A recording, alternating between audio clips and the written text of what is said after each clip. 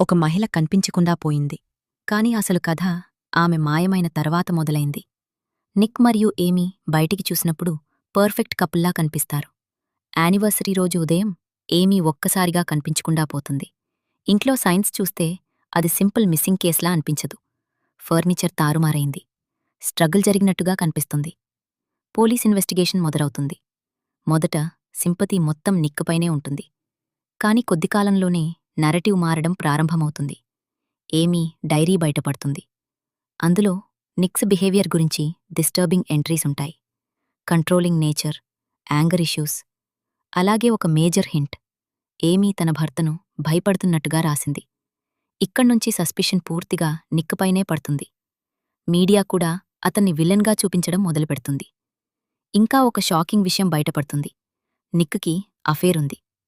ఇప్పుడు పిక్చర్ క్లియర్గా కనిపిస్తుంది. Missing wife, unhappy marriage, cheating husband. కానీ ఇదంత సింపుల్ కాదు. స్టోరీ ఒక్కసారిగా రివర్స్ అవుతుంది. ఏమీ అలైవ్గా ఉంటుంది. ఇది మొత్తం ఆమే ప్లాన్ చేసింది. తన disappearance, fake struggle, diary entries అన్నీ ముందే కేర్ఫుల్లీ డిజైన్ చేసింది. ఆమె మోటివ్ రివెంజ్ కాదు, కంట్రోల్. నిక్ తనపై చూపిన ఇండిఫరెన్స్కి అతన్ని పూర్తిగా డిస్ట్రాయ్ చేయాలని నిర్ణయించింది. పబ్లిక్ ముందు అతన్ని మర్డరర్లా చూపించి అతని లైఫ్ని నాశనం చేయాలనుకుంది. అయితే ప్లాన్లో ఒక ట్విస్ట్ వస్తుంది. ఇగా డెస్ట్రాయ్ చేయాలని నిర్ణయించింది. పబ్లిక్ ముందు అతన్ని మర్డరర్లా చూపించి అతని లైఫ్ని నాశనం చెయ్యాలనుకుంది. అయితే ప్లాన్లో ఒక ట్విస్ట్ వస్తుంది. ఏమీ ఒక ఎక్స్ బాయ్ఫ్రెండ్ దగ్గరికి వెళ్తుంది. అక్కడ కూడా పరిస్థితి తన కంట్రోల్లో ఉండదు. ఆమె అక్కడ్నుంచి బయటపడేందుకు ఇంకో మర్డర్ చేస్తుంది. సెల్ఫ్ డిఫెన్స్గా చూపిస్తుంది. తర్వాత తిరిగి ఇంటికి వస్తుంది. ఈసారి విక్టిమ్గా కాదు, సర్వైవర్గా.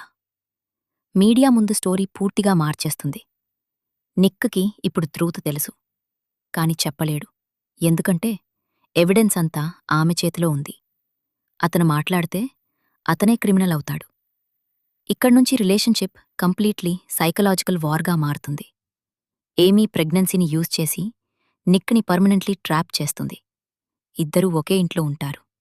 కాని అది మ్యారేజ్ కాదు. అది ఒక కంట్రోల్డ్ కేజ్. ఈ కథలో అసలు భయం మర్డర్ కాదు. ఒక వ్యక్తి తన ఇమేజ్ని, తన స్టోరీని, ప్రపంచం నమ్మే నిజాన్ని ఎలా మ్యానిపులేట్ చేయగలడో అదే నిజమైన టెర్రర్.